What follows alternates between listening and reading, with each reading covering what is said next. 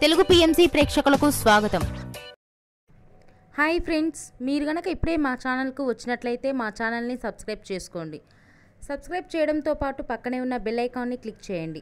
శ్రీలీల పెళ్లి సందడి సినిమాతో హీరోయిన్గా తెలుగులో తన కెరీర్ని స్టార్ట్ చేసి ధమాకా, భగవత్ కేసరి, గుంటూరు కారం వంటి సినిమాలలో నటించి తన చక్కటి నటనతో ఆకట్టుకుంది. వరుస సినిమాలలో హీరోయిన్గా దూసుకుపోతుంది శ్రీలీల. శ్రీలీల తన లేటెస్ట్ ఫొటోస్ను అభిమానులతో పంచుకుంది. ఆ ఫొటోస్ను మనం కూడా చూసేద్దాం.